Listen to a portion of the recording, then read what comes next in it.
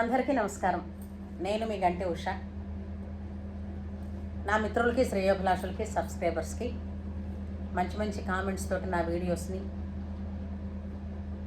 Support చేస్తూ మెచ్చుకుంటున్నటువంటి నా అభిమానులందరికీ కూడా కృతజ్ఞతలు, శుభాభినందనలు. ఈరోజు అందరికీ అంటే సమాజానికి అందరికీ కూడా అవసరమైనటువంటి సామాజికపరమైన అంశం. అలాగే మనకి సోషల్ అవేర్నెస్సే కాకుండా ప్రతి కుటుంబంలోనూ కూడా తల్లిదండ్రులు దీనికి తగ్గట్టుగా పిల్లలతో వ్యవహరించవలసిన తీరు. ఈ విషయం ఏంటంటే, ఈ మధ్యనే మనం అందరం చూసాం కదా, పోక్సో యాక్ట్ మీద ఒక సినిమా వచ్చింది, కోర్ట్ అని.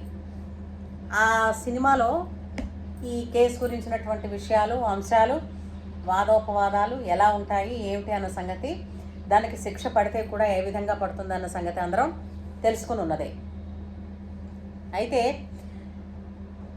ఆ సినిమా ద్వారా ఏంటంటే సామాన్యులకి కూడా అర్థం అయ్యేటట్టుగా చెప్పే ప్రయత్నం చేశారు డైరెక్టర్ గారు.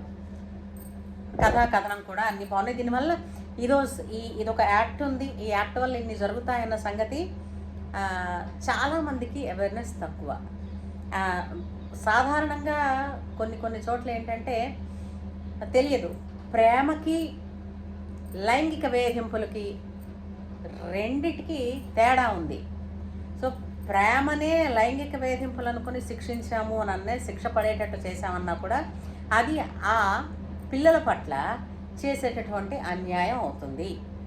అయితే దీనికి రీసెంట్గా ఒక సంఘటన జరిగింది. ఎక్కడ?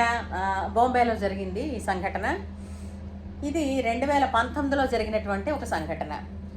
అప్పుడు ఒక అబ్బాయి, కుర్రాడు, అబ్బాయి 19 years, అమ్మాయికి 14 ఏళ్ళు. వాళ్ళిద్దరూ ప్రేమలో ఉన్నారు. ఆ అమ్మాయి ఇంట్లోని తల్లిదండ్రులతోటి అక్కగారింటికి వెళ్తున్నానని చెప్పి ఈ అబ్బాయితో కలిసి వెళ్ళిపోయి ఒక 4 పగళ్ళు 3 రాత్రుళ్ళు గడిపింది ఆ అబ్బాయితోటి. అయితే తర్వాత ఈ 3 రోజుల్లోనూ వాళ్ళు ఎంక్వైరీ చేసుకుంటారు కదా, అక్క దగ్గరికి వచ్చిందా పిల్ల, రాలేదని బాలిక మిస్సింగ్ కేసు పెట్టారు. తర్వాత వీళ్ళిద్దరూ కూడా 4వ రోజు నాడు ఇద్దరు పట్టుబడ్డారు, దొరికిపోయారు. దొరికిపోతే వాళ్ళిద్దరిని తీసుకురావడం అయింది. ఈ అమ్మాయిని ఇంటికి తీసుకొచ్చారు. ఆ అబ్బాయి మీద కేసు ఫైల్ చేశారు పోక్సో యాక్ట్ కింద. చేస్తే అలా అలా అలా నడుస్తూనే ఉంది. సహజంగా ఇలాంటి కేసుల్లో స్పెషల్ కోర్ట్స్ ఉంటాయి. ఎందుకనంటే కొంచెం స్పీడీగా ఆ ట్రయల్ మ్యాటర్స్ అన్నీ జరిగి న్యాయం అన్నది తొందరగా జరిగితే దాన్ని బట్టి పిల్లల వయస్సుకి ఇబ్బంది పడకుండా పిల్లలకి సహజమైనటువంటి ఉండేటటువంటి హక్కులని మనం కాల రాసేయకుండా జాగ్రత్త పడగలిగినటువంటి మనకి పరిస్థితి ఉంటుంది. అయితే ఈ అమ్మాయి గురించి వాళ్ళు ఎన్నిసార్లు బెయిల్కి అప్లై చేశారు, బెయిల్ రాలేదు. అన్నీ అయిన తర్వాత బాంబే హైకోర్టు ఇటీవలే ఇచ్చింది ఈ దీని మీద జడ్జిమెంట్. ఆ అమ్మాయిని పర్సనల్గా విచారించిన తర్వాత అమ్మాయికి తెలుసు, అమ్మాయి ఏం చేసిందో అమ్మాయికి తెలుసు.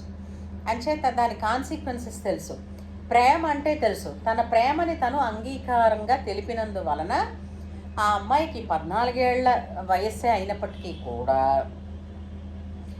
ఆ అమ్మాయికి ప్రేమ వ్యవహారం అన్న సంగతులన్నీ తెలుసును అని అర్థం చేసుకున్నటువంటి కోర్టు జస్టిస్ మిలింద్ యాదవ్ ఆయన ఏం చెప్పారు అంటే, ఈ అబ్బాయికి ఇప్పటికే చాలా కాలం అంటే 5 సంవత్సరాల 2 నెలల పైచిలుకు రోజులు ఆ అబ్బాయి కేవలం రిమాండ్లో, పోలీస్ కస్టడీలో ఉండిపోయాడు.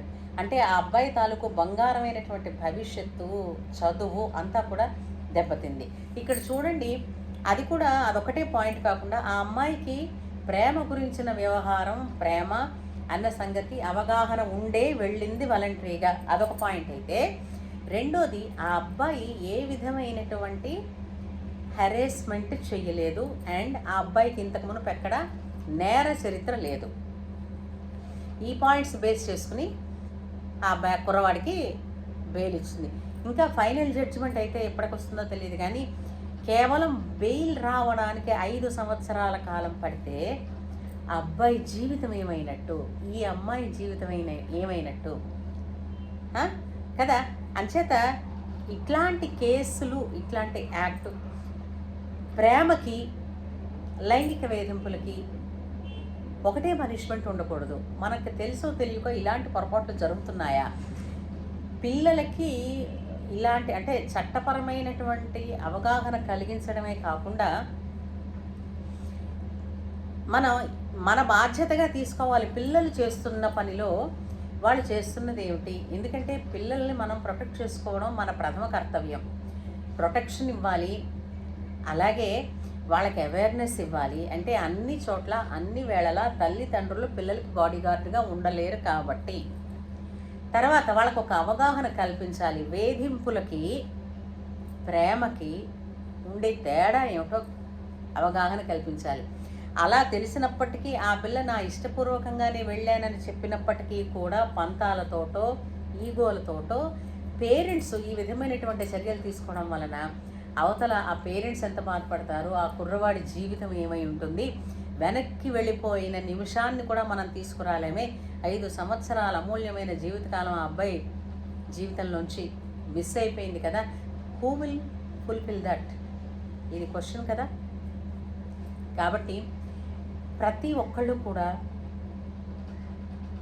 చట్టపరమైనటువంటి అవగాహనని తెలుసుకోవడంలో తప్పే ఉందండి. తెలుసుకోవాలి, అట్లాగే పిల్లలకి నేర్పించాలి. లైంగిక వేధింపులు అంటే ఏమిటో, అంటే మనకి ఇది ఫారిన్ కంట్రీస్లో అయితే గుడ్ టచ్ బ్యాడ్ టచ్ అని నేర్పిస్తారు.